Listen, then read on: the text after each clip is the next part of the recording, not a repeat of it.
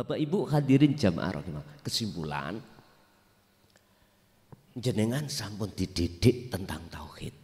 Lebih-lebih tentang bagaimana cara menyalakan nur makrifat. Hanya jenengan mendikirkan sirul asrar dengan didorong boleh dengan dikir sir terus menerus. Itulah nanti akan menyalakan nur makrifat. Kalau nur makrifat itu sudah menyala, maka detik itu juga wujud diri kita, makhluk siapapun itu sudah tidak ada. Sehingga tinggal wujudnya Allah. Buka di dalam sifat salbiyah Allah. Sifat wajib salbiyah ada 5. Di situ ada wahdaniyah. Iki wujud dohiri Allah. Makna sawiji. Artinya menungso sak jagat makhluk. Siji ae enggak ada yang sama. Wis gak usah kita ngomong ke luar. Di pendopo, di pondok ini. Situ endi sing padha. Ora enek. Mosok ya gak krasa kula ngomong-ngomong. Wis itu nanti akan memahamkan jenengan. Seiring berjalannya jenengan zikir. Lalu nek wis iki nyala cahya makrifat, jogonen terus zikir itu supaya lampu itu tidak padam. Dari 220 biar tidak turun 110.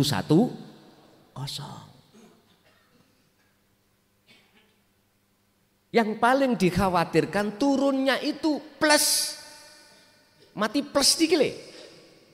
Biasanya ini Pak, saking gedene pengaruh nafsu. Tapi ketika seseorang itu sudah pernah dinyalakan Allah cahaya makrifat, maka disitulah sudah dikatakan sebagai Habibullah atau Auliaullah, kekasih Allah. Mesti Allah itu akan menarik jenengan lagi ketika saat ruhannya sampai ini terbelenggu oleh nafsu. Mesti ditarik lagi. Iki biasa nih Pak. Kita masih ada di golongan makfud. Yang dimakfud itu musyahadatul fana. Musyahadatul fana ini kemakrifatan sampai ini sedikit. Makanya bahasa Habibullah itu adalah predikat status yang Allah berikan pada hamba. Bukan hamba pada hamba, bukan. Apa sebab? Ali Imran 31 Allah katakan, Kul in kuntum tuhibbunallaha. Kul in kuntum tuhibbunallaha fattabi'uni. Muhammad katakan, jikalau umatmu itu betul-betul ingin mencintai aku dengan benar, suruh ikuti dirimu.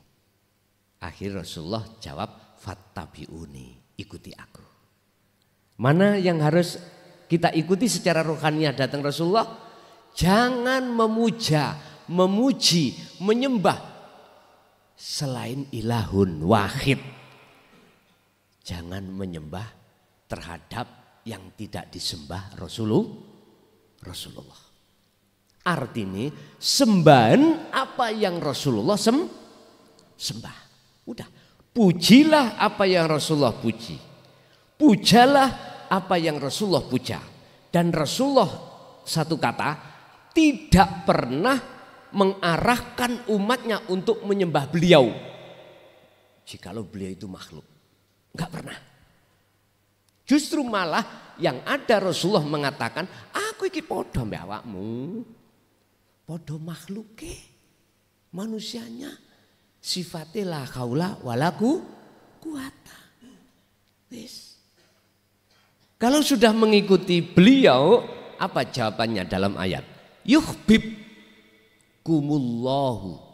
Yuhbib mongko ndadekake kekasih. Kum ing sira kabeh sapa Allahu Gusti Allah. Mengapa jenengan didadekno kekasih Allah? Sebab jenengan telah melepas kekasih palsu sampean yaitu hawa nafsu lewat hubus syahawah. Sampai lepas, baru diterima oleh Allah. Terus bagaimana kesalahan saya selama ini yang mencintai selain Allah? Wa yaghfir lakum dzunubakum. Loh. Quran Pak, ini bukan koran loh ya. Quran, urusan percaya nggak percaya terserah jenengan. Itulah sebetulnya titel Habib itu di situ. Habib itu titelnya dari Allah terhadap hambanya, yang hambanya sudah mencapai makrifat pada Allah. Dan inilah pantas dipanggil Habib, jamak dari habaib. Aulia jamak dari wali. Lah, sama sebetulnya itu. Surat Yunus 62 menyebutkan inna aulia Allah, kekasih Allah. Tapi surat Ali Imran 31 ayat disebut Habib. Sama artinya, sama. Cuman tak tarik secara syariat, yang disebut Habib itu adalah para dzurriyyah Rasul. Bukan gen dohir loh Pak, bukan. Tapi gen batin. Gen ada dua, ada gen dohir, ada gen batin. Ada gen jasmani, ada gen rohani. Gen rohani, surat Yunus ayat 62-63. Ala inna auliya Allah la khaufun alaihim walahum yahzanun. Wis, cetong nggih. Pun jadi saya seyakin-yakinnya hati saya, siapapun panjenengan yang hatinya sudah welcome iman tentang masalah dinut tauhid, lalu fayat tabiuna aksanahu, yo inilah walaupun belum jadi kekasih, yo inilah calon kekasih Allah. Kalau sudah berjalan dzikirnya dengan istiqomah, yo inilah kekasih Allah. Dan inilah yang mestinya harus kita teladani. Sebab Rasulullah sudah dikatakan oleh Allah, laqad kana lakum fi Rasulillahi uswatun hasanah liman kana yarjullah. Mana teladannya Rasulullah ada dalam hati jenengan ini, orang yang rindu ingin ketemu Allah, hati yang ada keinginan berjumpa pada Allah. Lalu wal akhirata wal yaumal akhirah, dan mereka bisa masuk alam akhirat di saat ada di dunia. Wa dzakarallaha katsira, dan mereka itu selalu menjaga zikirnya sebanyak-banyaknya. Inilah teladan Kanjeng. Surat Al-Ahzab ayat 21 itu tadi. Wa qala aidan wa ma arsalnaka illa rahmatan lil alamin. Muhammad, aku tidak mengutus pada dirimu kecuali memberikan rahmat. Ini hati jenengan akan mendapatkan syafaat dari Allah, rahmat dari Allah kalau menteladani Kanjeng Nabi secara rohaniah. Oke, Bapak Ibu, itu penjabaran materi. Untuk selanjutnya kita masuk pada session tanya jawab, dan atau para masyayikh senior menambahi isi materi tersebut. Monggo kula aturi.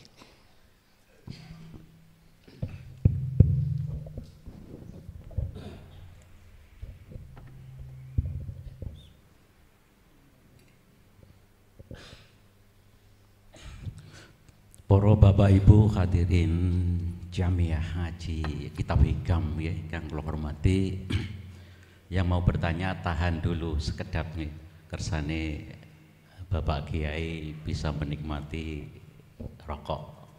Monggo Gus, silahkan Gus. Kemarin itu diprotes Pak ya, di Mojokerto sini di debat haram rokokan di majelis. Nggih, di sini monggo dinikmati. Nggih. Nggih. Bapak Ibu, kita harus telaten terus-menerus istiqomah nggih dalam ingin suatu keberhasilan. Tadi dicontohkan oleh beliau Bapak Haji Mukhlasun Rosid seperti batu yang ketetesan air itu terus-menerus akhirnya juga berhasil bolong. Sama-sama batunya ini ada filsafat kehidupan yang bersumber dari seorang tukang pemecah batu. Sederhana Pak. Beliau tidak butuh ilmu alam yang luas, juga tidak rumusan-rumusan kimia, juga tidak, hanya sederhana saja kegigihan, pantang menyerah terus menerus, tidak putus asa, juga istiqomah. Kegigihan, gigih itu upaya untuk bertahan dalam menghadapi tantangan hidup, itu kegigihan. Satu contoh begini, dia menyontohkan batu sebesar meja ini akan pecah menjadi dua atau terbelah itu dengan 10 pukulan, tapi beliau tidak menarget ini harus berapa kali pukulan akan terpecah, itu tidak menarget. Dilalah kersane ngalah, batu ini 10 kali pukulan bisa pecah. Kemudian beliau berkata, jangan dianggap pecahnya batu ini karena pukulan yang ke-10 atau pukulan yang terakhir. Jangan beranggapan begitu. Kenapa demikian? Karena pukulan yang pertama itu pun sudah mempengaruhi atau sudah menggertak molekul-molekul dalam inti batu. Jadi sudah berpengaruh, walaupun sing koyok-koyoke itu tidak berarti. Itu begitu juga pukulan kedua, koyok-koyoke gak berarti. Padahal itu sudah mempengaruhi bagian inti batu yang dalam. Begitu seterusnya sampai berhasil pukulan yang ke-10. Itulah itu filsafat sekedik mawon nggih, mungkin bisa menjadi pembangkit semangat juang bahwa kita dalam bertujuan atau ingin suatu keberhasilan harus gigih, jangan putus asa dan istiqomah. Itu. Bapak Ibu hadirin hadirat ingkang kula hormati, monggo dimulai dari bapak-bapak nggih. Sekarang masih jam ini, di sini saya bingung ini. Jam sakmene kae. Ndelok jam ya, ada yang 1:30, ada yang 3, nggih. Dimulai dari bapak-bapak nggih. Mungkin ini masih jam 10 kurang, ada 3 pertanyaan atau untuk ibu-ibu, mangke 2 pertanyaan untuk ibu-ibu.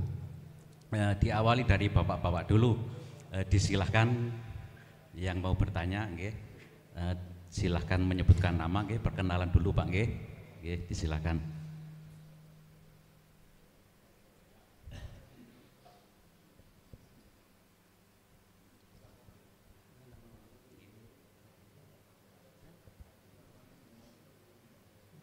Assalamualaikum warahmatullahi wabarakatuh. Nama Iqbal Kholidi, jamaah dari Baluk, asli Kencong, Gus. Sebelum saya bertanya, ini ada sedikit cerita biar suasana tidak tegang. Nanti kalau ada yang salah mohon diluruskan. Saya Amit jarang sekali bertemu dengan anak-anak di rumah. Jadi pulang kerja itu waktunya siang, Gus. Jadi masuk rumah tidak ketemu siapa-siapa. Memang waktunya belum pulang, ibunya jahit. Kemudian ketika ada kesempatan ketemu, ini saya bilang sama anak-anak, jadikan pertemuan ini pertemuan yang terakhir, seakan-akan ayah mau meninggal besok, berarti spesial. Lalu kemudian saya juga bilang, ketika sampai anak sholat, jadikan sholat itu sholat yang terakhir, diberikan sujud yang terbaik, Makanya ini sangat bagus dalam kondisi seperti ini, Sirul Asror kita tanamkan ketika kondisi seperti ini. Kemudian juga Rasulullah menyampaikan ketika sampeyan sholat, jadikan sholat itu sholat yang terakhir untuk membangun kehusuan, memahami, menyadari bahwa semua apa yang terjadi adalah takdir dari Allah Subhanahu wa Ta'ala. Kemudian pertanyaannya, Yahu atau Hu Allah itu apakah sepadan atau setingkat dengan dzikir La ilaha illallah, alhamdulillah dan seterusnya. Kemudian pertanyaan yang kedua, mohon dijelaskan iman yang ihsan. Matur sembah nuwun, mbok menawi wonten kekuranganipun anggen kula matur ngaturaken agunge samudra pangaksami. Assalamualaikum warahmatullahi wabarakatuh. Waalaikumsalam warahmatullahi wabarakatuh. Hafidhu ala sholawah wassolatil wusta wa qumu lillahi qanitin ay khashi'in.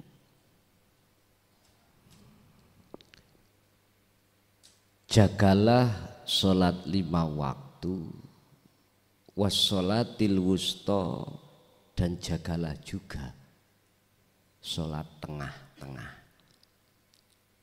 Bahasa Isyarai sholat tengah-tengah itu kalau boleh saya ungkap roh. Kalau jenengan tarik di tafsir Muhakamah, tafsir Jalalain, tafsir Munir, tafsir Mundir, Ibnu Katsir, ulama khilaf. Ada yang mengatakan sholat asar, sholat maghrib. Tengah itu di antara 5. Ini ada yang mengatakan asar, ada yang mengatakan maghrib. Berarti kan masih tetap di antara as-sholawah jamak 5 waktu ini. Kalau ini nanti sampean tarik di tafsir mutasyabihah Al-Quranul Qadimnya, berarti sholatnya ruh. Inilah yang dimaksud orang Jawa sholat daim. As-sholatun daimun, langgeng 24 jam. Tengah-tengah berarti nafas. Mengapa setelah kalimat ini diteruskan waqumu lillahi qanitin? Mengapa qanitin memakai makna khosyiin, khusyuk? Artinya kalau jenengan itu tidak hanya menjaga as-sholawah saja, tetapi juga wassolatil wusta, akan mencapai kekhusyuan. Kuncinya jenengan di dzikir la ilaha illa anta. Tadi ditanyakan dzikir hu Allah apakah sama tingkatannya la ilaha illallah? Nah gitu dah.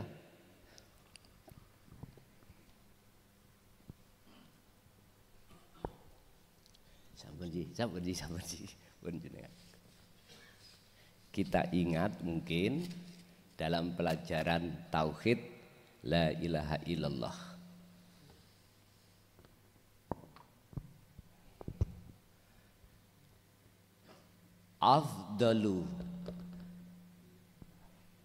Afdalu dzikri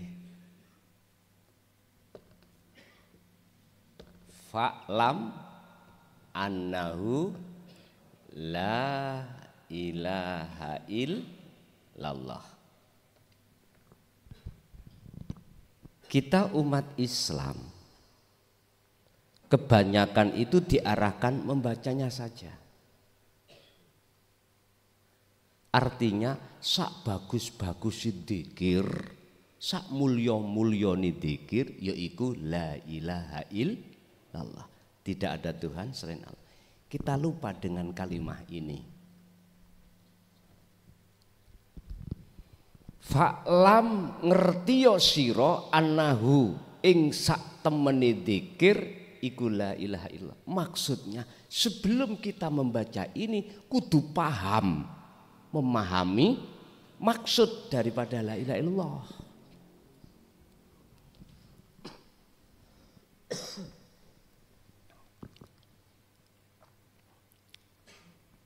Kalau sudah masuk fa'lam disuruh mengerti dulu, berarti tidak lepas dari taklim muta'alim, dari nafi la ilaha isbat ilallah. Di manakah letaknya nafi dan di manakah letaknya isbat? Ini kudu diajarkan. Berarti harus ada taklim. Makanya lewat media niki, bila mana didengar saudaraku yang ada di thariqah manapun, tolong para santri atau para jamaah itu jangan hanya kita ajak untuk khususiyah suluk saja. Harus kita pahamkan ilmu tauhidnya dulu. Biar ketika khususiyah atau suluk robitohnya, tawajuhnya itu betul-betul hanya pada Allah. Pada Allah, gitu loh maksud saya. Sebab dengan begitu maka dijamin akan bisa wusul sampai pada tujuan di maqam musyahadah. Jikalau tidak dididik fa'lam, maksudnya itu nggih mohal. Kita moco terus tapi tidak dipahamkan maksudnya. Makanya kalau tanya terhadap jenengan, berapa puluh tahun jenengan kali kula itu zikir siri yang berupa melebuhu, melebethu, keluar Allah. Mana nafi isbatnya? Gak diterangkan. Kalau tanya sampai kapan? Berapa puluh tahun? Nanti kalau dikasih takdir qadhi gak enak, muring-muring. Sifat hasud, riya, takabur, sum'ah atau sifat-sifat yang dicela Allah tidak akan pernah bisa keluar dalam hati kita manakala nur makrifat itu belum dinyalakan Allah. Itu kunci. Makanya saya mengharapkan tolong para mursyid di thariqah manapun tolong dididik juga tentang ketauhidan la ilaha illallah di dalam jamaah kita masing-masing. Biar beliau-beliau si salik itu ketika suluk mboten muter-muter. Dari meja sini, meja sini, sini muter. Estu niki cuman nek diterima, kalau ndak ya ndak apa-apa. Pertanyaan pertama, apakah sama kedudukan hu Allah dzikir siri dengan alhamdulillah, dengan subhanallah atau dengan kalimat-kalimat yang lain? Pak, sepanjang masih bi ismin, bi lafdin, bi kalamin sama. Sama maksudnya apa? Sama tidak bisa menghantarkan ke musyahadah. Sama. Kalau menghantarkan warid ini ke mukasyafah, saya akui. Ya. Kamu gak musyahadah yang gak bisa. Kecuali ketika jenengan sudah memegang sejatine dzikir di tengah-tengah isim berupa dzikir jahri, isim berupa dzikir sirri, isim berupa selain dzikir itu tadi, apakah alhamdulillah, apakah tasbih subhanallah alhamdulillah, apakah sholawat, maka ini akan bisa menghantarkan Anda ke musyahadah. Tergantung. Sama dengan gini, jenengan kesini macam-macam. Tidak hanya pakai mobil aja yang bisa kesini, sepeda motor juga bisa. Sampai sepeda ontel bisa. Bisa Pak, walaupun saya Mojokerto kesini pakai ontel, bisa nyampe. Bisa. Sebab apa kok bisa? Satu, jalannya itu benar. Ini arah Jember, harus mengikuti arah Jember, jangan mengikuti arah ke Jawa Tengah. Wah, belakrak ini. Satu. Nomor dua, harus tahu alamatnya Balun Kulon ini. Harus tahu. Artinya paling tidak memegang alamat. Lewat map boleh, lewat tanya pada orang jalan-jalan nggak punya map. Pundi nggih Kecamatan Balun? Oh sana. Kalau sudah sampai kecamatan, pundi Balun Kilen? Tanya lagi, oh sana. Nyampe lah kita. Pundi dalemipun Mbak Yai, oh Samsul Arifin, di sana ketemu. Duh, nyampe. Peda pancal bisa. Berarti apa Pak? Jangan kita itu beda tumpaan, gelut. Bener awake dhewe. Nyun sewu Pak. Sing jari sing pakai mobil enak mobil. Panas gak kepanasan, asini muncul, hujan ya gak kehu, daripada kamu sepeda motor. Yang kata sepeda motor enak cepat, hujan ya mantelan, daripada kau sepeda pancal. Kapan tuh duwe? Wis kesel. Jari sepedaan pancal. Nyun sewu, enak aku sepeda pancal daripada kau sandalan, melaku. Wis macam-macam. Tapi tolong, kalau sudah nyampe sama-sama di tempat, sama telepon di tumpah Anda mana? Nyisih toh? Parkir. Ora sampai pondong tutuk kene. Mboten wis. Inilah namanya tawajuh.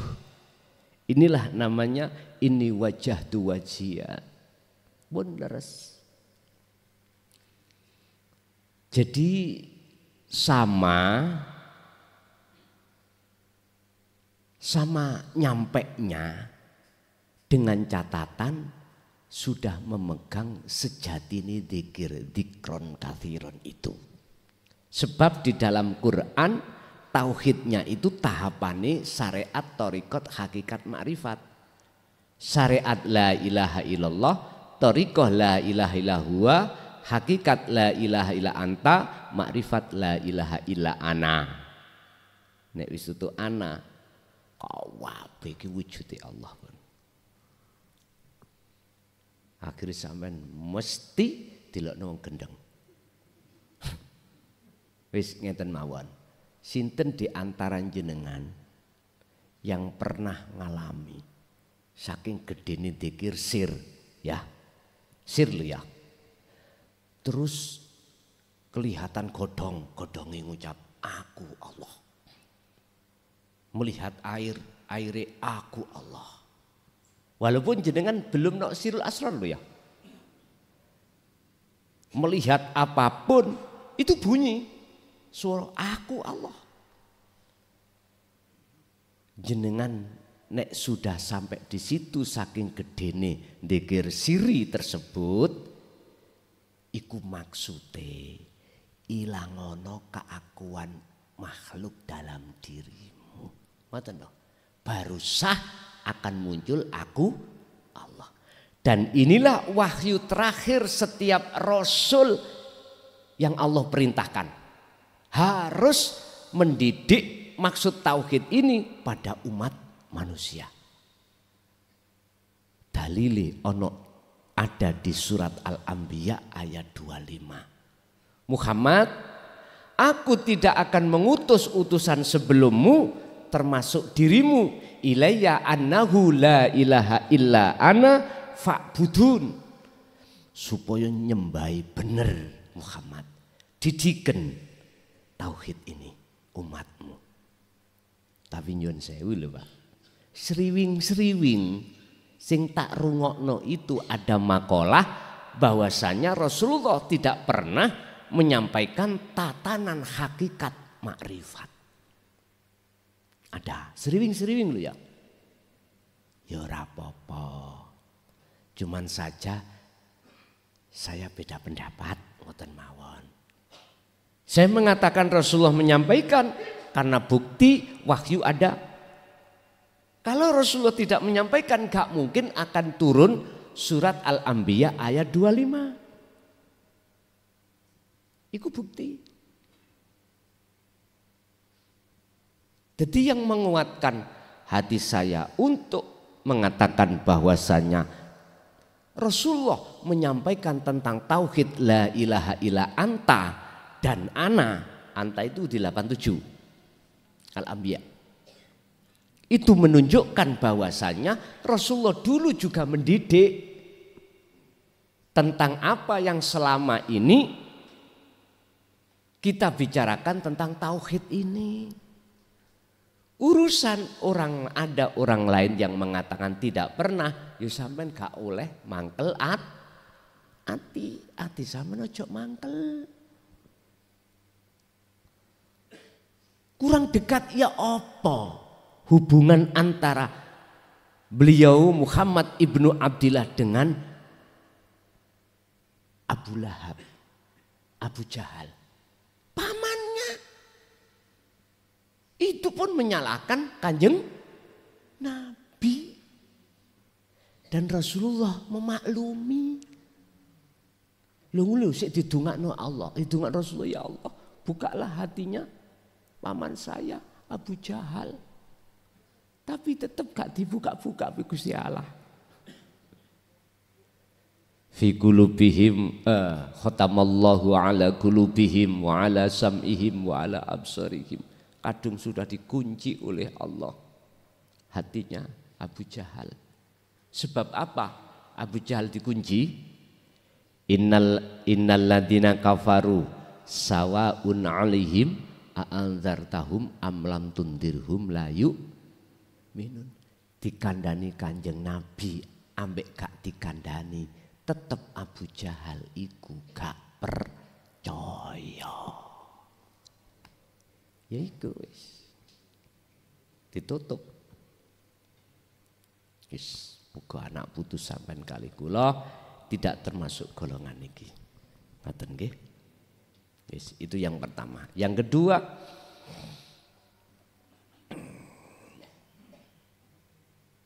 napa manglek lali aku? Oh ihsan nggih. Pemahamannya ihsan bagaimana?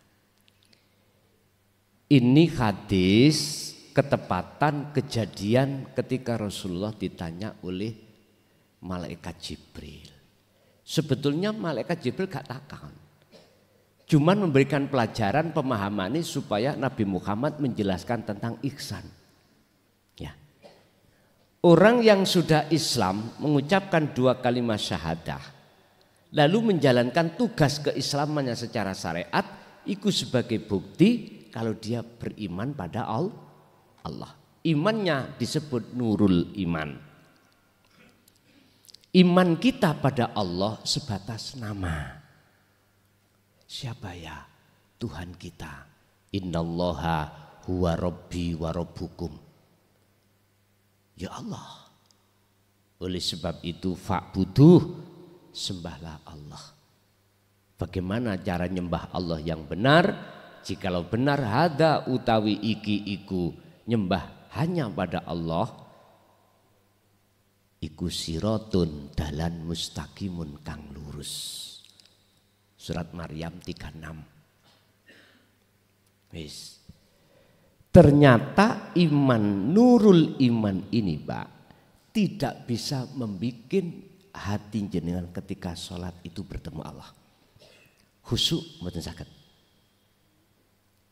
Contohnya para sahabat ketika saat Rasulullah menghadiahi serban hijau, nggak ada satupun yang bisa sholat khusyuk. Tapi hadis ini jangan dijadikan alat untuk memprovokasi umat. Wong Sayyidina Ali gak iso, apalagi kita. Jangan begitu Pak. Sampai lihat tafsir mutasabihatnya dari sisi yang lain. Itulah bukti kalau percontohan siapapun kita, bahkan itu para sahabat, jikalau tidak menyertakan wassolatil wusta, nggak bisa. Siapapun. Kalau memang Sayyidina Ali gak iso apalagi kita, bagaimana kedudukan surat Al-Mu'minun ayat 1 dan 2. Ayo. Qad aflahal mu'minuna alladzina hum fi sholatihim khashi'un. Sungguh beruntung, bahagia, damai bagi orang-orang mukmin yang ketika sholatnya dalam keadaan khusyuk. Lah, ayo. Berarti kita harus naik iman. Kita tadi pengenalan iman pada Allah nama, sekarang munggah sifat. Sifat munggah ke zat. Zat munggah aku.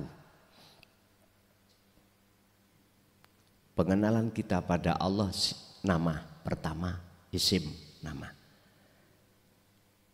Nama ini tidak lepas dengan sifatnya. Apa sifatnya Allah? Wis. Ada sifat wajibnya, mukhalnya, jaiznya.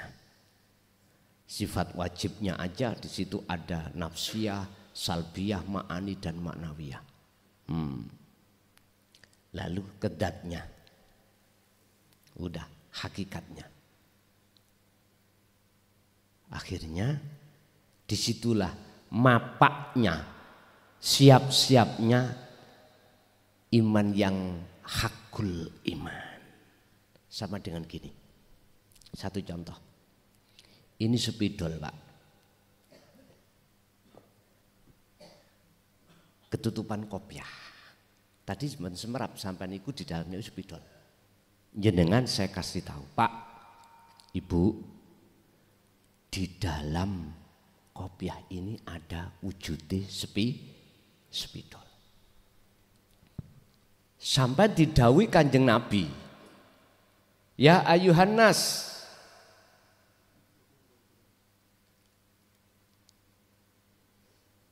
apa guna?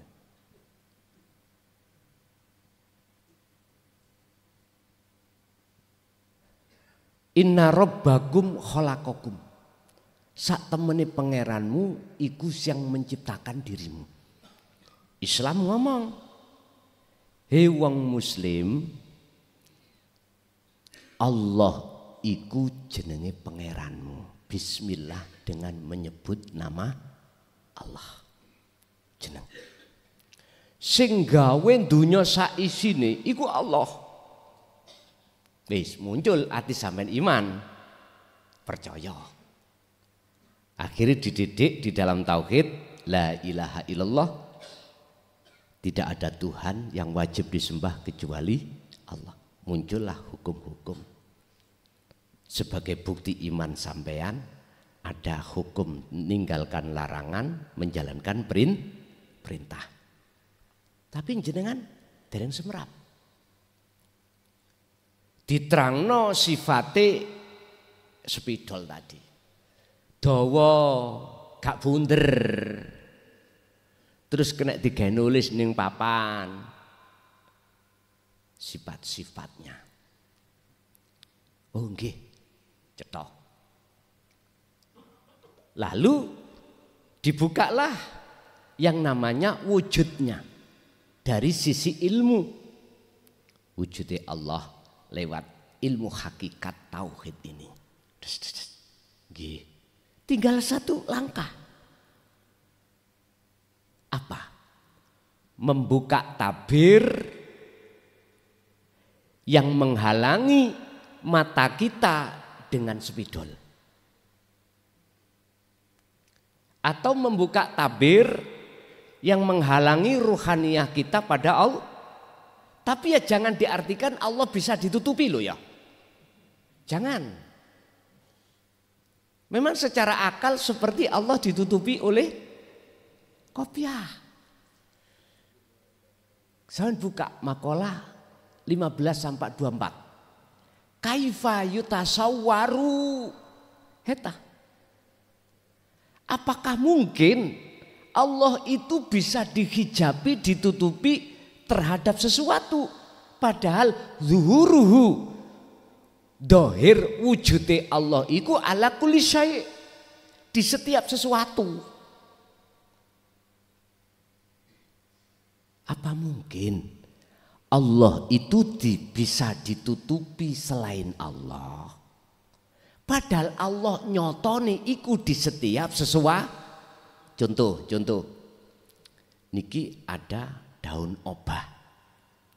Apa mungkin Allah itu bisa ditutupi wujudnya daun? Lah wong sing ngobahne iku lho Allah.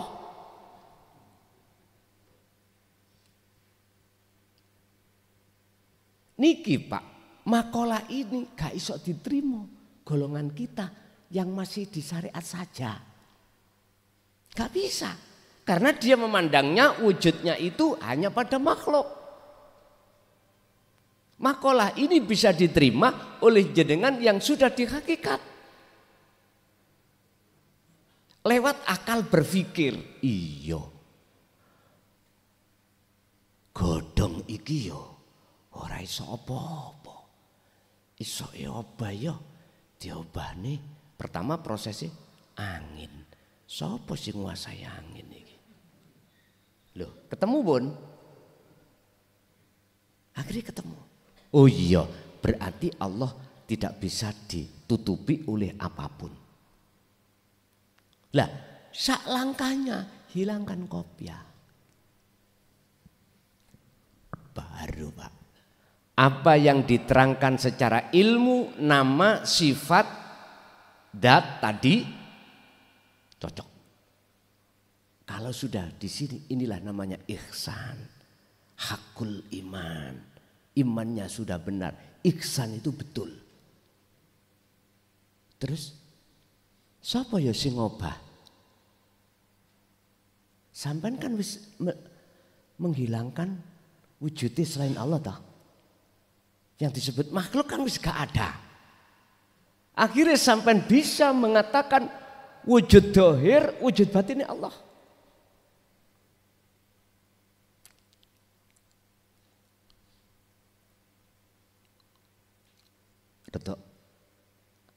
Rodok kisru titik niki. Nek ngomong wujud dohire. Kula punya dasar Qur'ani Pak. Al-Hadid ayat 3. Huwa utawi dia maksudnya wujudnya Allah. Iku al-awwalu wal akhiru wadh-dhahiru wal batin. Ya udah. Niki goleki dari sisi pemahaman tok iku wis puluhan tahun sampai endas putih kabeh. Sekarang mboten. Wen amak plek sampe tinggal digedhekno dong dhewe mengke wis. Wis disitulah.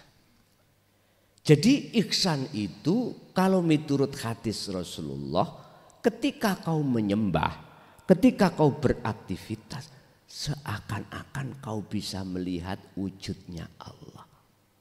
Seakan-akan di maksudnya Allah batin. Ningati sampean iku sudah tidak ada pengakuan diri kita yang melakukan sholat.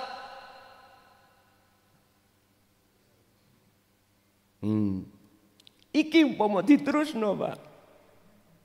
Iki lho sing para alim ulama ahli tasawuf itu pikir 1000 pikir.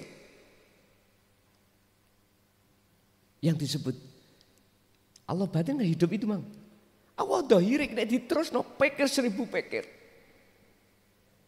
Akhirnya ketemulah Allah nyatani batin. Mana? Ya wujud dunya saiki iki. Wis empun digawe masalah sik iki ning ati. Pun sampean fokusno dzikir sesuai Qur'ane wau dulu. Jikalau tidak bisa melihat wujudnya Allah, fa ilam takun taroh. Kui kudu seakan-akan merasa selalu dilihat Allah. Minimal itulah jenengan akan di hati jenengan terasa Allah dekat.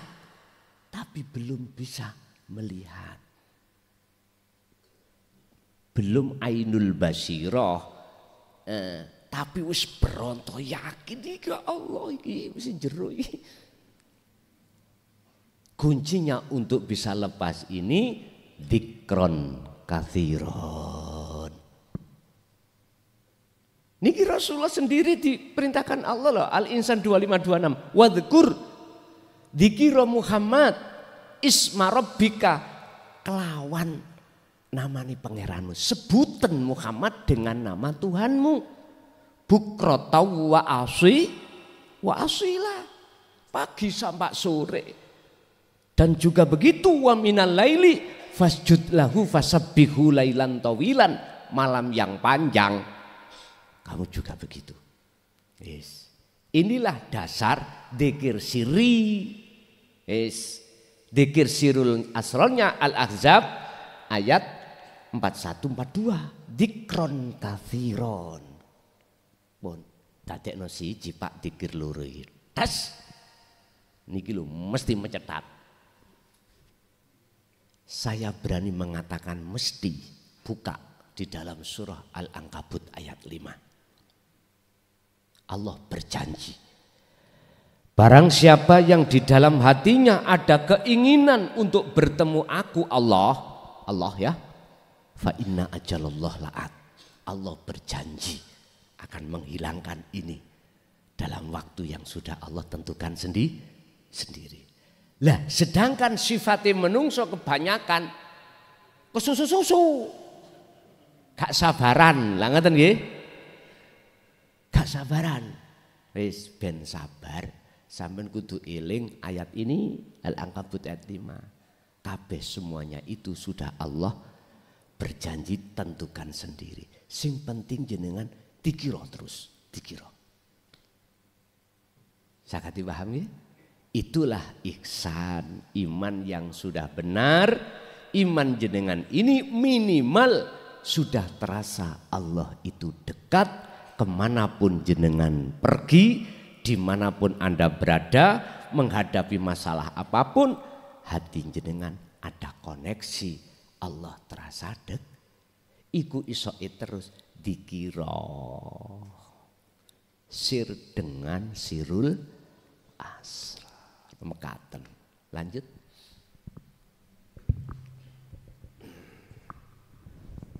Ya, ini untuk pertanyaan yang kedua dari bapak-bapak. Oh nggih, nggih wonten.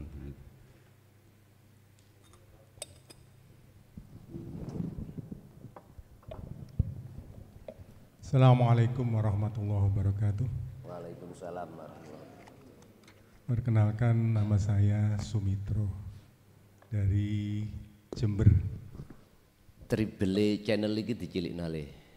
Triple channel yang bertanya dikecilkan. Base kok. Triple base. Saya lanjutkan ya. Terkait dengan penjelasan dzikir Sirul Asror nanti akan saya pertanyakan berdasarkan pengalaman spiritual. Pada satu saat di bulan Ramadan, kira-kira 1 minggu sebelum Lebaran,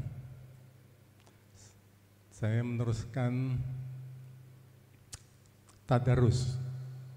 Saya tidak akan berhenti tadarus sampai saya tertidur begitu. Kira-kira jam 11 malam, karena duduk terus boyok pegel, saya akhirnya miring begini sambil ngelup. Tiba-tiba telinga saya menggelegar seperti ampli yang berngiing keras. Terus badan saya tersetrum berat. Waktu itu saya minta tolong sama teman saya, tapi teman saya kayaknya enggak mendengar. Saya yakin saya meninggal waktu itu. Saya pasrah, saya hanya la ilaha illallah dalam hati saya. Nah, pada saat proses itu, saya keluar dari badan saya. Saya masuk ke satu tempat cahaya yang terang benderang. Saking terangnya itu seperti kebiru-kebiruan begitu. Saya tidak melihat diri saya, tapi saya merasakan. Jadi badan saya itu saya tidak lihat, tapi saya merasakan. Saya merasakan kesejukan, kesahduan, sebuah kenikmatan yang luar biasa. Tetapi ketika saya melihat ke bawah, saya melihat badan saya tergeletak jauh di sana, saya merasa iba. Oh begitu ya badan kalau ditinggal. Apa artinya itu? Nah, pertanyaan saya adalah kondisi alam yang terang benderang ini disebut apa? Tidak bertemu siapa-siapa nggih? Tidak, nol, hanya terang benderang saja. Dan itu saya jadikan acuan setiap sholat. Karena kebetulan pada satu saat, pada waktu malam Lailatul Qadar, saya pas berzikir, saya diajak orang tua, bilang begini, ayo tak ajari salat. Waktu itu ada 2 soft, orang berjubah putih semua. Diajari tawaf. Sholat. Oh sholat. Sholat yang benar begitu. Jadi tempatnya waktu itu di pinggir sungai, sawah dan gunung. Pada saat yang sama juga, sholat yang benar menurut dia adalah ada di alam yang terang itu. Mohon dijelaskan apa alam yang disebut ini. Terima kasih. Assalamualaikum warahmatullahi wabarakatuh. Waalaikumsalam warahmatullahi wabarakatuh. Wa min waraihim barzahun ila yaumi yub'atsun. Setiap diri manusia, wa min waraihim, di belakangnya ditunggu alam yang disebut alam barzah. Apa alam barzah? Alam yang menghalangi ruh. Ini syariat dulu. Yang ruh itu tidak akan bisa kembali ke dunia dan tidak bisa ke akhirat sebelum yaumi yub'atsun, hari kebangkitan itu diterjadikan. Bahasa syariat kita angen-angen, kita sudah mati, dikubur di kuburan, didatangi malaikat mungkar nakir, kita dimasukkan alam barzah lah gitu tuh. Di situ ada 2 kelompok yang gak bisa menjawab dikebuki, yang bisa menjawab tidurnya seperti kemanten anyar. Ngoten niku kita mbayangno kemanten anyar, bidadari dan lain sebagainya ngoten ya. Oke. Memang itu waktu dulu kelas kita seperti itu. Ternyata barzah makna secara murad adalah dinding. Yang dinding ini amat tebal yang menghalangi antara ruhaniyah pada Allah. Boleh saya katakan barzah ini adalah hijab nafsu, baik wujud batine maupun wujud zahire. Inilah yang sesuai makalah tadi disebut al-aghyar, yadil aghyar. Ini yang menghalangi ruhaniyah kita tidak bisa nyata no wujudi Allah. Akhirnya yang wujud itu selain Allah. Lah Allahnya bagi kita wujudnya gaib. Akhirnya. Lah ketika saat barzah ini Allah lepas. Inilah yang disebut mi'raj. Bahasa Kanjeng Nabi mi'raj. Subhanalladzi asra bi'abdihi lailam minal masjidil haram ilal masjidil aqsal ladzi barakna haulahu linuriyahu min ayatina innahu huwas samiul basir. Ada Isra, ada Mi'raj. Isra perjalanan dari Masjidil Haram ke Masjidil Aqsa. Masjid ke masjid dunia. Itulah berlakunya hukum syariah. Nah mi'rajnya, nek cara sholat, inilah sholat secara syariah. Nah mi'rajnya, beliau dari Masjidil Aqsa ke Sidratul Muntaha. Lepas landas pesawat ini. Tinggalkan dunia. Harus pakai buraq. Tumpaan, keinginan. Harus dalam hati jenengan ada keinginan untuk bertemu Allah. Apa buruknya sampean? Peda pancal, monggo. Makanya burak itu digambarkan, dikinayahkan jaran tapi kepala wanita cantik. Nah. Artinya itu harus ditinggalkan nantinya. Udah Pak Bu, saayu-ayu bojo jenengan kalau kita meninggal ditinggalkan mboten? Pasti. Gak mungkin beliau ikut nang kuburan mlebu. Mboten mungkin. Anak, harta benda apapun tidak akan menolong, bisa menolong di situ. Kita tinggalkan.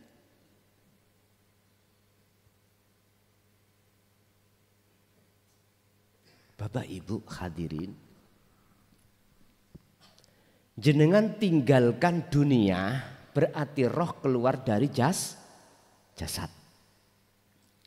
Semakin tinggi pesawat itu, maka semakin tambah kecil dunia itu. Bahkan sampai pada titik di mana dunia nggak ada. Siapa di sini yang pernah numpak pesawat?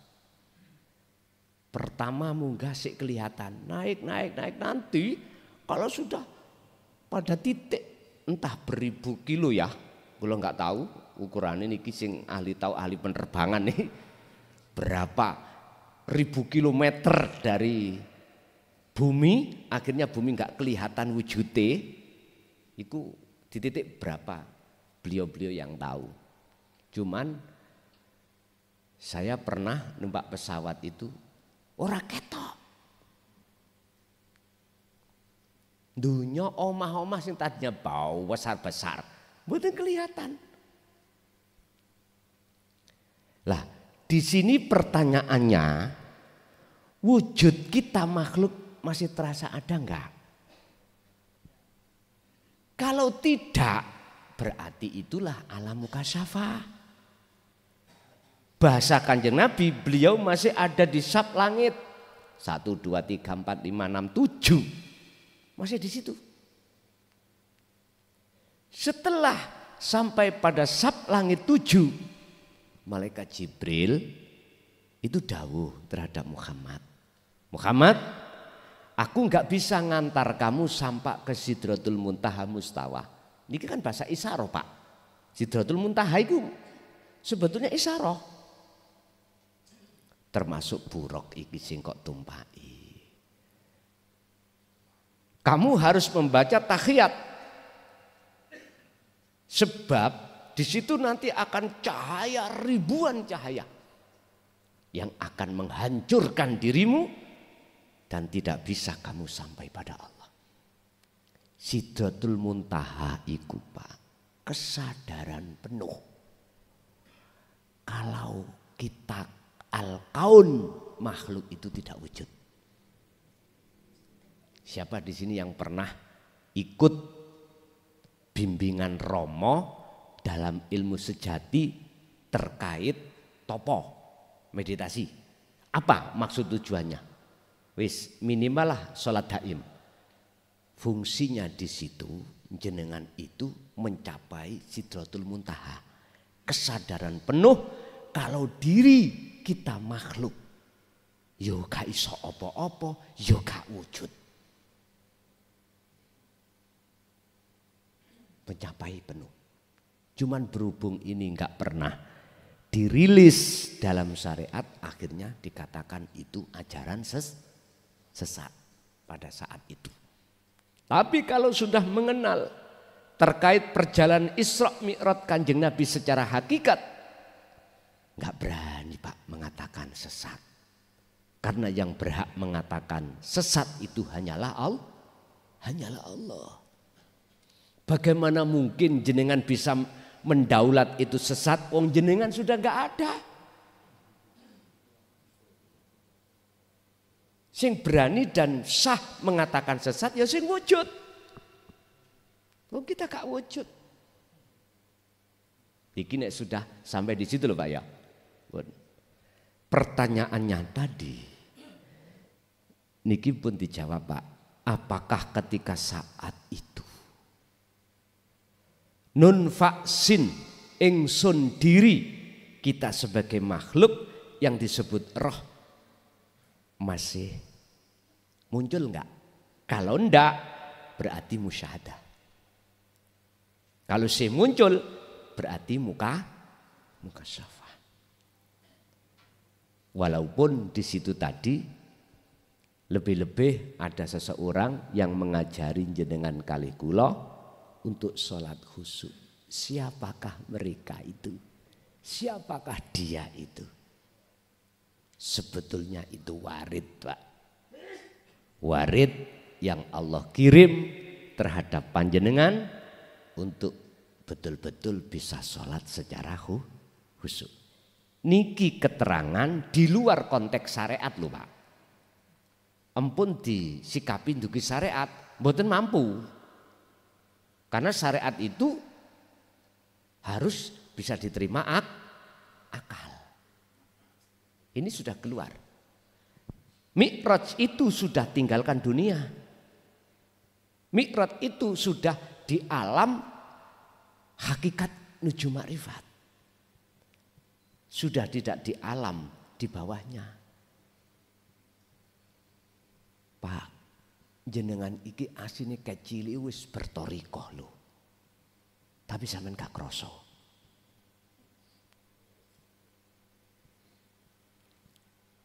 Bertorikoh asine jenengan iki. Toriko gak jalan toh. Rasulullah torikoh iku segala aktivitas. Ibadah murni atau tidak murni itu torikohnya. Itu jalannya beliau dan beliau gunakan untuk bertemu Allah.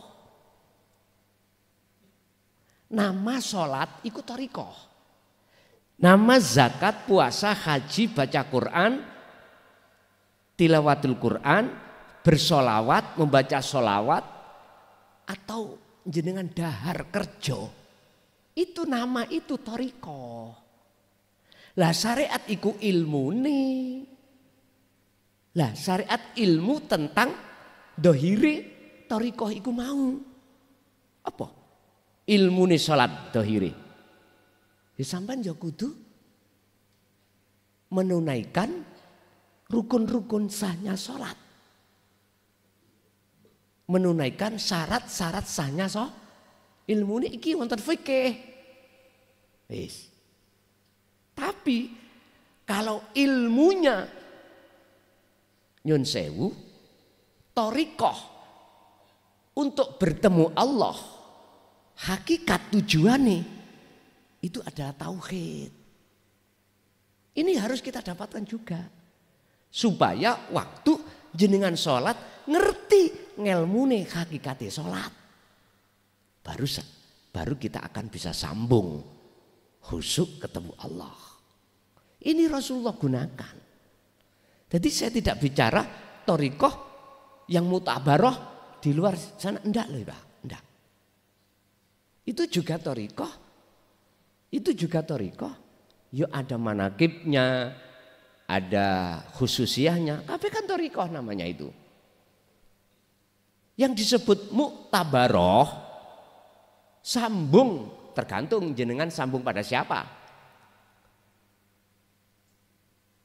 Sambung pada Rasulullah makhluk, apa sambung pada Allah.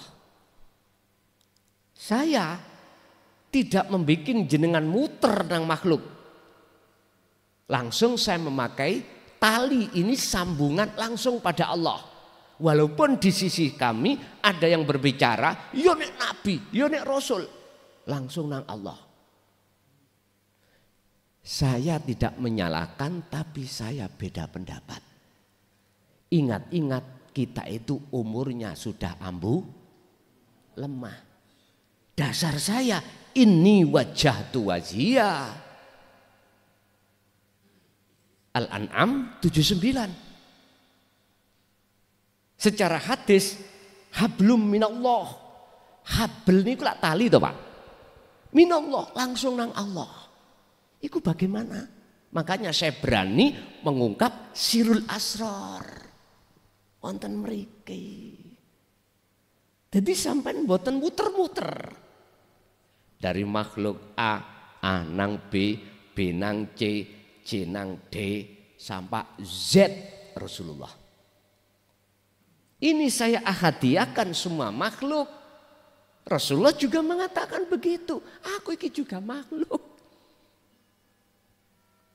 Makanya langsung ditarik hablum minallah. Walaupun resiko saya dihina oleh mereka-mereka yang tidak mutasil sanatnya, sanat keilmuannya, nasabnya. I know reckon you. Mohon maaf ya, estu mohon maaf. Saya tidak menyalahkan Anda. Tapi tolong jangan juga nyalahkan orang lain yang memakai sistem langsung. Nyun sewu Pak, dari Mojokerto ke sini lebih cepat Anda numpak pesawat daripada motor. Motor sampai niku mesti kena lampu merah. Kena orang nyebrang. Ayo coba numpak pesawat. Ada enggak bandara sini? Banyuwangi. Banyuwangi ada gitu. Cuman Jember yang tidak. Wis ndang kok ndadekno. Sesuk nek lara ini Pak roda ngeten iki nek wis tuyuk gitu. Kan bisa langsung pesawat wer. Lah ngoten to? Lah lebih cepat mana? Akal jawab lebih cepat pesawat. Karena langsung tinggal landas meninggalkan dunia. Mboten nenten wong nyebrang Pak di atas ora eneng. Wong nyebrang gak ono. Cuman ono penghalang mendung niku. Nek nabrak mak gleduk. Lah ngeten nggih. Mak gleduk tapi ora apa-apa. Tapi nek sampai ning ngene bumi ketemu penghalang gunung, nyunsep sampean. Nek nabrak gunung. Lah saya memakai sistem wasilun numpak pesawat. Tergantung jenengan purun Pak pesawat monggo. Enggak ya monggo. Tapi yang boleh naik pesawat harus punya akses. Kalau nggak punya akses numpak pesawat, jangan bisa sampai naik pesawat. Sampai nang bandara, nggo karcise pasar niki lho. Pak, niki kula numpak pesawat, gak diterima, Pak. Harus ada karcisnya sendiri yang disebut tiket. Di dalam tiket ikut tertera, Pak. Nami sampean, kursi nomor berapa, seri pesawat berapa, wonten. Kulo bisa ngomong karena sering numpak pesawat. Kulo niki nek numpak pesawat itu kelemahan nih, Pak. Nek naik lan mudhun. Mriki koyo diudek. Krotak. Tapi nek wis munggah, weco. Nek mudhun maneh gawe wecokan ngeten, Pak. Krotak. Mboten mikir mbledos mboten. Mriki koyo diudek. Makane kulo nek ajeng numpak pesawat mudhun niku cara mangan wareg mboten wani, wedi mutah. Nggih. Tapi nek wis ana ndukur wenco, Pak, wis. Kari mikir ngene nek ndukur. Iki umpama rutuh bongko kabeh. Mikire ngoten mekan. Ngoten. Cara akal nggih. Wis memang gak tahu terjadi pesawat kecelakaan, tapi kecelakaan pisan modar kabeh. Umumnya ngono cara akal. Tapi mungguh Gusti Allah nyelametno si A si B saged. Biasae ngoten niku karomah, biasae. Kegawan karomah terus ditutupi malaikat ambek suwiwine, liyane gelondong jenengan boten. Biasane ngoten. Wis macam-macam kuwi ambek karomah ya. Pun. Tutuk apa iku Mang Rek? Pertanyaannya Mang apa? Oh, keluar dari roh. Tapi jikalau jenengan ini pada saat itu dalam diri jenengan iku walaupun melihat jasad jenengan, terus jenengan yang atiku masih muncul makhluk, diri jenengan makhluk, maka itu di muka syafa'ah. Itulah jenengan masih di alam lah malakut, lahut, jabarut, diantaranya itu. Makanya saya tanya, ketemu siapa Pak? Enggak ketemu siapa-siapa pertama tadi, ya toh.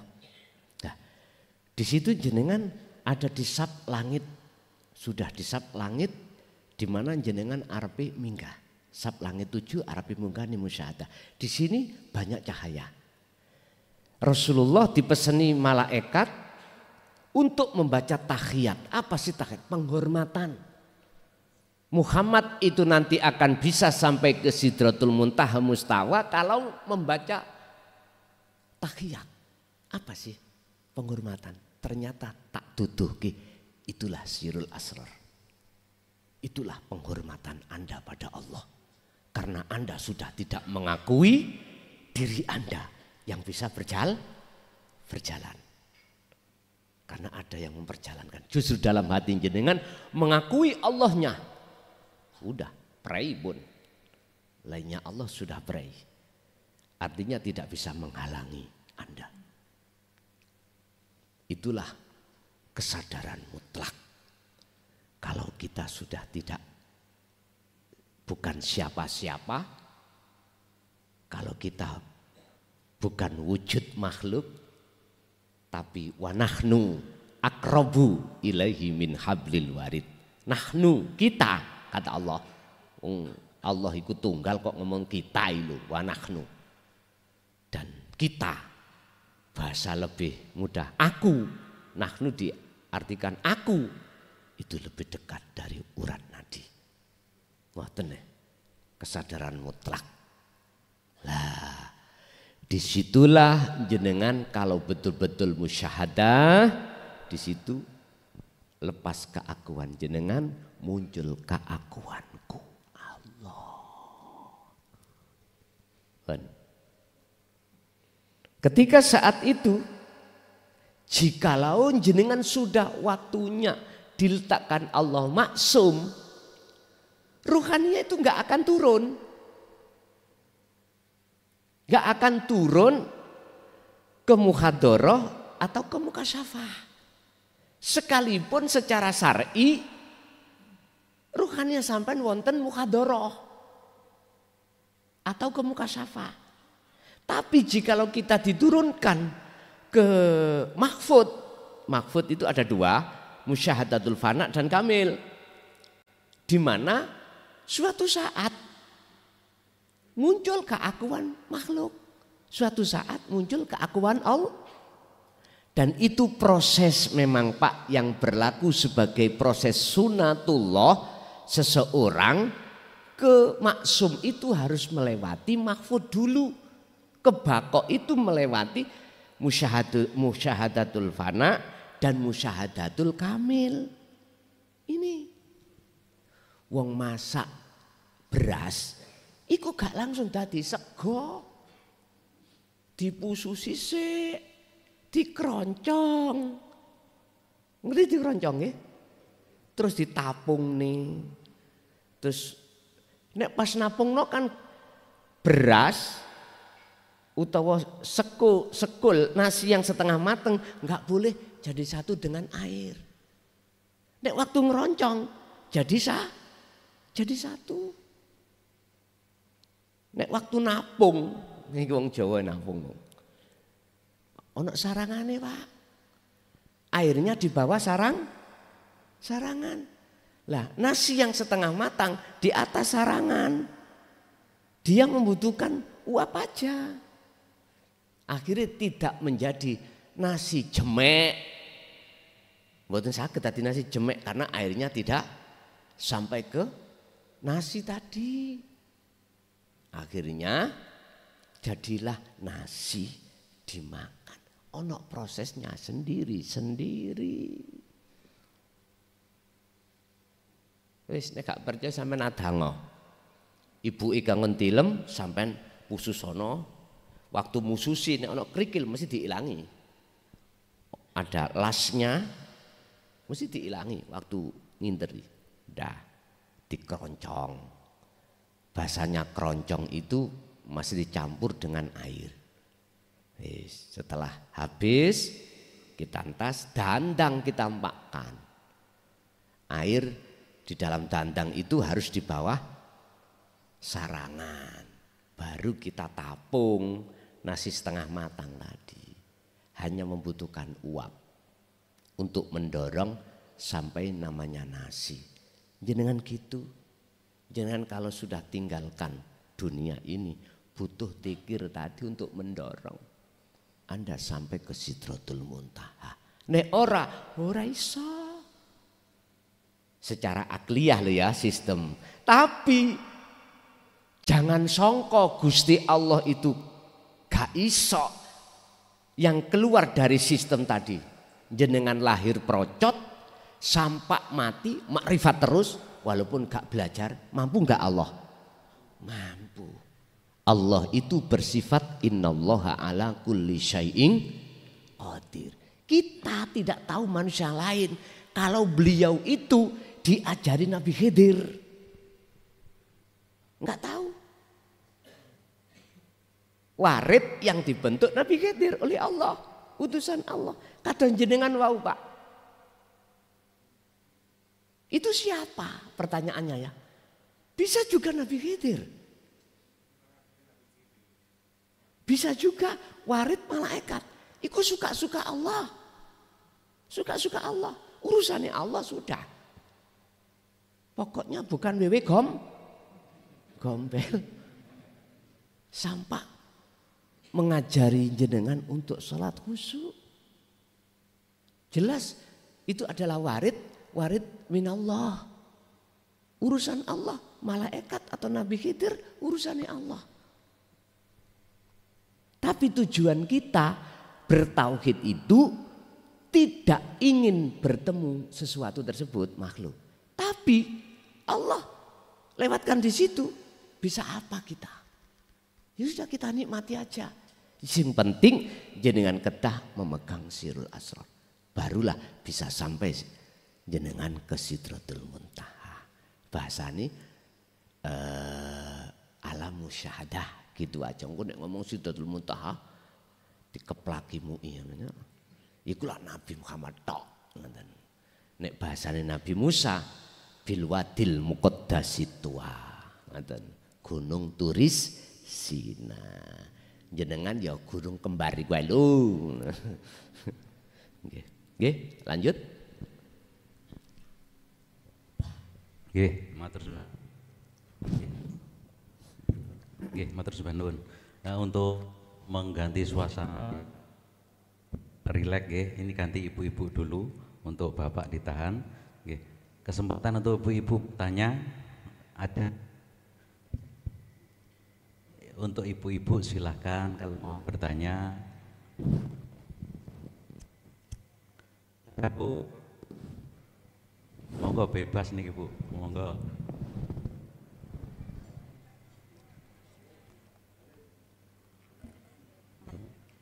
Oh, nggih, nggih. Nggih. Ini karena mic-nya enggak jangkau nih. Ada bertanya antara wirid dan zikir itu apa? Gitu, Gus. Nggih, monggo silakan. Antara wirid dan zikir. Ngeten. Sebetulnya itu sama, Pak. Yaitu yang disebut wirid atau zikir sesuatu yang kita baca. Disebut wirid, zikir itu sama. Urusan bacaannya terserah. Dan itu punya tujuan masing-masing. Jikalau wirid atau zikir ini tidak jenengan dasari sertai dengan zikir sirul asrar, maka wirid atau zikir yang kita istiqomahkan akan datang karomah. Sebab istiqomah itu buahnya adalah karomah. Lah karomah itu mandek ada di alam mukasyafah. Pun alam mukasyafah. Nek coro sampean kepingin masak jemek, yo campurin sampai banyu dadi bubur. Akhirnya nggih enak mangane yo koyok bubur jadi sepenak. Tapi nek kepingin kesep nikmat, ya ono proses berikutnya. Artinya gini Pak, segala apa bacaan baik yang bersifatkan di dalam Al-Quran atau di dalam makalah itu mempunyai tujuan. Contoh, seperti apa yang tanggal 7 jenengan lakukan. Itu kan wirid. Lah wirid itu bisa disebut zikir. Bila mana ini sebatas ucapan. Ini jikalau jenengan istiqomahkan setiap saat dan waktu, mongko munculnya karomah sesuai dengan tujuan. Tapi jikalau itu jenengan itu didorong dengan sirul asar, tujuannya tidak di karomah, tidak di mukasyafah, tapi di musyahadah. Jikalau karomah ini nanti mesti teko, gak mesti teko. Entah waktunya kapan, itu ada tandanya sendiri datang jenengan. Itu nantinya tidak mempengaruhi jenengan. Justru akan jenengan jadikan sebagai kendaraan buruk untuk bertemu Allah. Wis gak usah jauh-jauh. Jenengan nek trengginas sregep nyambut gawe. Wujude karomah putih, duwite akeh. Sampai tidur tok. Endi karomai? Ya akeh ilere. Sing ya lak ngoten ah. Sing pusing garwa sampean duwe bojo kok ya ora tau gelem nyambut gawe. Anak iya ngono, Pak itu bapak gelem nutul tapi gak gelem tanggung jawab. Wis. Jenengan uangnya banyak karena kerjanya sungguh-sungguh, akhirnya sandang pangan papan mewah, itu karomah. Akan mempengaruhi Anda jikalau Anda tidak membangun darul akhirah, tidak jenengan sertakan sirul asrar. Ujung-ujungnya jenengan iki ngaku. Padahal Allah katakan dalam surat Al-Baqarah ayat 115, walillahil masyriqu wal maghrib. Walillahilan iku tetep kedue Allah. Apa al-masyriqu utawi perkara makhluk sing ana jagat etan, wal maghribu perkara makhluk jagat kulon, semua milik Allah. Lah kok takoni? Karena aku merasa aku yang kerja, aku yang beraktivitas. Mengapa saya merasa aku yang beraktivitas? Karena tidak ada sirul asrar. Bundelane lo hanya itu cara ilmu tauhid itu. Makanya dalam surah Al-Baqarah ayat 54 itu faktulu anfusakum, bila mana tobatmu diterima Allah dohir batin yo patenono dirimu. Keakuan rasa dirimu yang segala-galanya tadi lo yang ngaku-ngaku fanakan. Ibnu Athaillah dawuh idfin mendemo wujudaka ing wujud ira fi ardil humuli ing dalam bumi humul, bumi kefanaan. Iki diterangno sampak ngiler di dalam orang syariat tok. Mboten dong, Pak. Bumi humul iku bumi apa? Bumi kefanaan iku apa? Tapi nek wis ngerespon baru nggal titik, nggal sedikit nanti akan paham. Jadi dzikir dengan wirid sama Pak. Tatkala ini konteksnya dibaca. Tapi jika laun jenengan sertakan sirul asrar, maka warid yang muncul mesti minallah. Tapi kalau gak sampai sertakan sirul asrar, warid sing muncul mesti minasyaiton. Wis, niku pun ukurannya ada di situ. Kita nggak tahu, Pak. Nek nafsu itu, iblis itu memberikan semangat jenengan untuk sholat itu wah luar biasa. Tapi aja pisan-pisan. Kuwi gak ngakoni lho ya, ngoten. Kadang-kadang kita biasanya sholat malam, Mbak ya. Biasanya jam 3, ikut dibangunkan sendiri. Koyo ono sing bangunkan.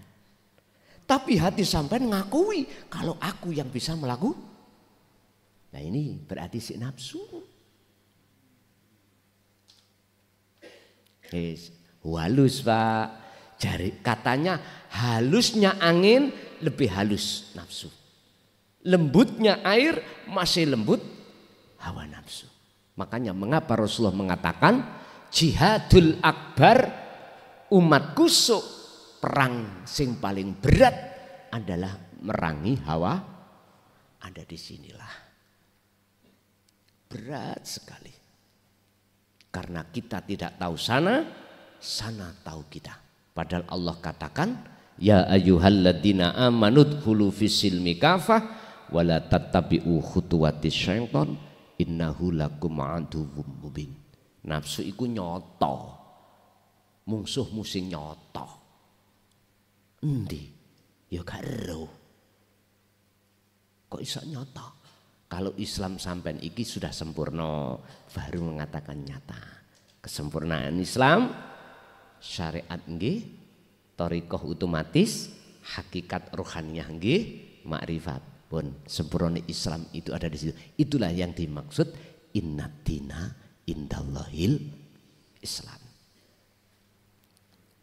Nggih. Lanjut. Nggih. Matur nuwun Ibu yang bertanya nggih.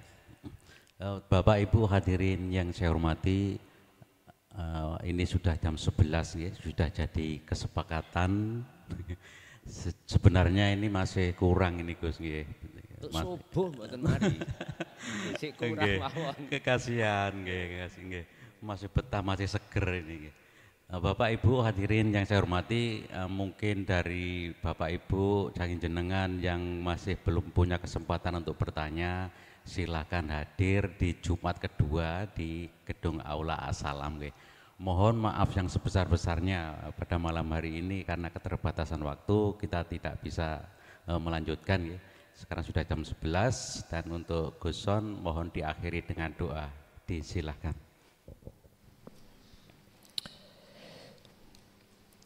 Bapak Ibu, monggo kita tutup doa. Harapan semoga ilmu apa yang sudah Allah berikan pada kita, estu ilmu tadi, dampaknya, kemanfaatan, keberkahan kita dan keluarga kita ila yaumiddin. Lahumul Fatihah.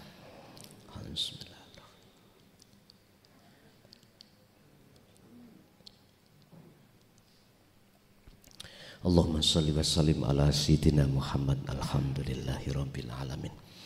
Allahumma sallimna ya Allah wal muslimin min afatid dunya wa adzabil akhirah. Allahumma ja'alna auladana wa dzurriyyatina wa ahli baitina min ahli syuhudika wa dzikrika wa ma'rifatika qabla mautihim. Allahumma ya Allah iftah lana bifutuhil arifin wa ilaihim ilaika ya Allah, yassir lana fi kulli umurina fid dini wad dunya wal akhirah wa ilaihim. Rabbana atina fid dunya hasanah wa fil akhirati hasanatan wa qina adzabannar. Wa sallallahu ala sayyidina Muhammad. Alhamdulillahi rabbil alamin. Al-Fatihah.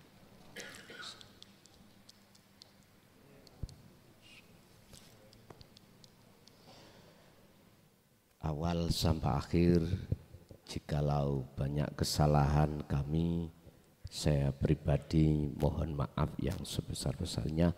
Hadanallah wa iyyakum wal afa minkum. Assalamualaikum warahmatullahi wabarakatuh.